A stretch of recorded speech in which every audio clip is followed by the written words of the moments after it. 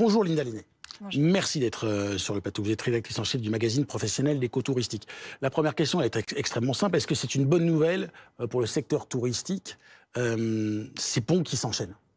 Alors oui, les ponts, effectivement, favorisent le tourisme et les escapades, comme on peut le voir dans le reportage. D'ailleurs, l'an dernier, 43% des Français ont pris un week-end, un court séjour payant. C'est un record depuis plus de 20 ans. Donc on voit bien que finalement, ces ponts du mois de mai sont un peu comme des amuse-bouches avant les vacances d'été. Et pour répondre un peu plus à votre question, j'ai interrogé hier pour BFM TV la Fédération nationale de l'hôtellerie de plein air qui regroupe les campings en France, qui sont donc un bon baromètre de l'activité touristique.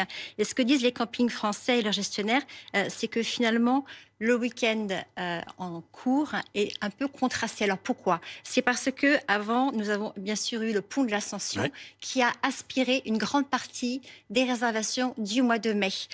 Donc c'était un viaduc exceptionnel au niveau de la météo et au niveau calendaire. On avait quand même 5 jours consécutifs. La bonne nouvelle, c'est que depuis 10 jours, pour le week-end de la Pentecôte, il y a eu un rattrapage.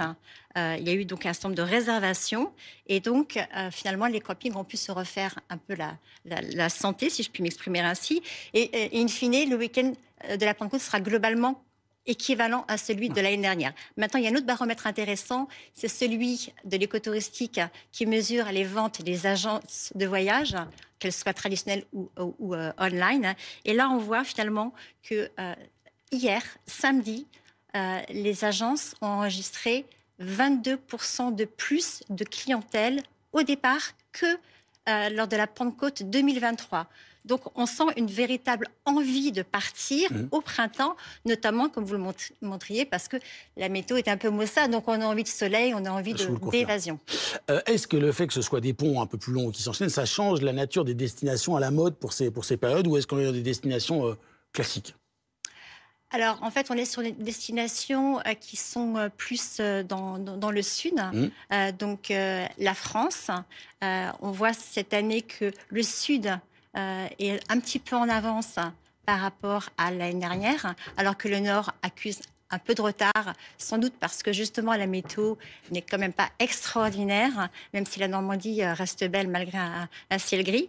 Et puis sinon, au niveau des destinations étrangères, on voit que les premières destinations pour les départs d'hier, ce sont l'Espagne, la Grèce, la France, le Portugal, l'Italie, mais également le Maroc, la Tunisie, l'Égypte qui revient un petit peu, et ça fait plaisir.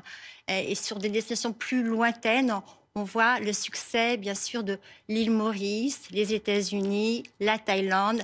L'Asie continue de faire son retour. Et voilà, vous m'avez donné envie de partir. Merci beaucoup, Linda Lenné. C'était une bonne fin de pont et de belles destinations à venir pour vous. Merci beaucoup. Merci beaucoup.